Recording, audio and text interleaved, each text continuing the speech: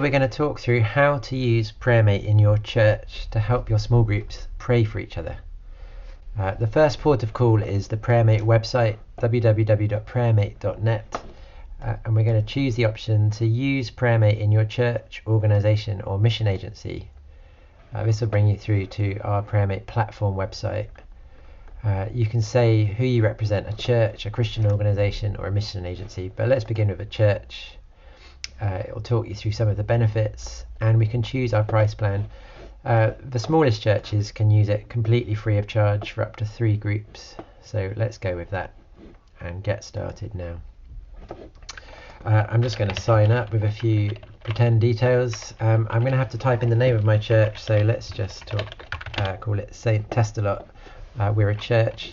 Churches and organisations get a slightly different interface for this, so if you are a church, do say so, and I'm just going to use a pretend email address for now. I want to get the newsletter, give it a password, choose your time zone. Again, this is important because it affects when notifications and things go out, and tell it I'm not a robot. I agree to the terms of service. I sign up. This brings us through to the dashboard. You have here 2 main ways to use the PrayerMate platform. You can create a feed. This is sort of a one-way distribution feed. So this is to help your supporters pray for the church centrally. But today we're going to focus on groups. PrayerMate Share. This is to allow supporters to pray for each other. So we'll get started with PrayerMate Share. It gives you a little bit of an explanation and a link to our video, but the way to get started is over here. Click to get started, and it's going to ask me for some details about my church. I've already given it a name. I'm going to enter the country. I'm in the United Kingdom. I'll say my town. If we give it a website, that just helps us with the approval process, and we need to give it a logo. This will do for today, and I will update. Great, so that's filled all that, and then I just need to confirm a couple of details, just to confirm I really am a church and I have the authority to sign up as this church. So we will submit for review. Now the next bit is you need to wait. We will have to approve your church, which can take up to a day or so. We'll try and get back to you as quick as we can.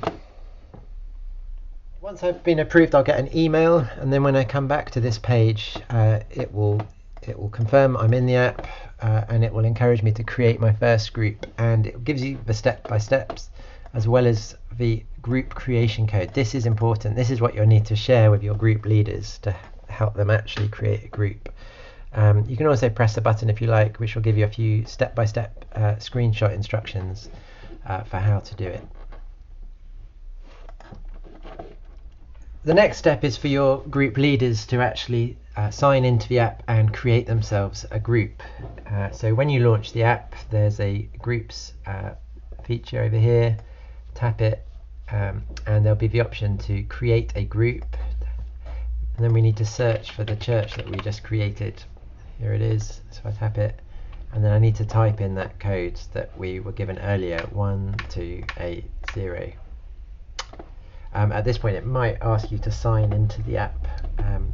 If you're on iOS, you can sign in with an email and password, or on Android and iOS, you can sign in using any Google account. Give your group a name, so you might want to call it, Andy's small group. Who's in your group? We advise typing in the names of your group members straight up, and then you can just get on and pray for them even before they've joined the group. So let's put in some names. We can press done. Just a data protection point that we are going to share your details and any notes you write on the group with those in the group. So of course it's always important to get people's permission before adding their prayer requests. But anyway, let's go and create the group. It might take a few moments while we wait. Right, the group's been successfully created. Here are those initial entries I added. It's created one for me automatically.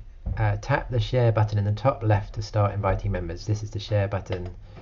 So tap, and we use the option to invite new group members. And it will give me two ways to share, a link and a QR code. The QR code is best for when you're with someone in person. They can just tap subscribe using QR code on their phone, scan this, and it will invite them to the group straight away. More likely you're going to want to send them a link, so press the share button and copy this to your clipboard, and then you can send it to your group members via WhatsApp or email or any other means. When they follow that link, they'll have to sign into the app themselves. They request to join, and you'll get a push notification at that point to say that they want to join. When you tap into your group, any pending invitations will appear in a panel at the top, and you can either approve or reject.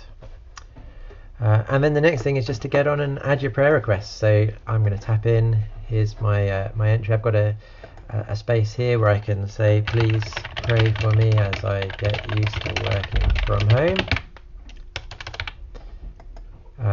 And then this will sync to the rest of the group members, anyone who's joined that group automatically. A push notification by default is sent out once a day to say if there are any updates to the group, so that if you update the whole group in one go, you're not sort of spammed with lots and lots of push notifications all at once. And then of course the most important thing is for us to actually then get on and pray. So each morning I'm going to open the app, I swipe left to pray. It's selected a whole list of things to pray for. Excuse all my test data. Here's someone from my group at the bottom. In this case I'm praying for myself, which is no bad thing. If nothing else, it helps you to spot that my prayer request is a bit out of date, and sometimes prompts me to update it. You can edit this existing one. I could add using this plus button. I could add next week. I'd add a new one, like a blank card for another request. Please pray for my daughter. You can also tap one of these and press the bin button to delete it. We also have a great range of downloadable prayers. If you add something else to pray, use a downloadable prayer pack. We've got some great content, particularly under church life, praying for your church over here. 18 things to pray for your church, or praying for your church family. Some great prayers here that are suitable for praying for any Christian, really. I'll press the download button in the top. So now when I pray for this person, it's got the prayer requests they've written and a different one of these each day.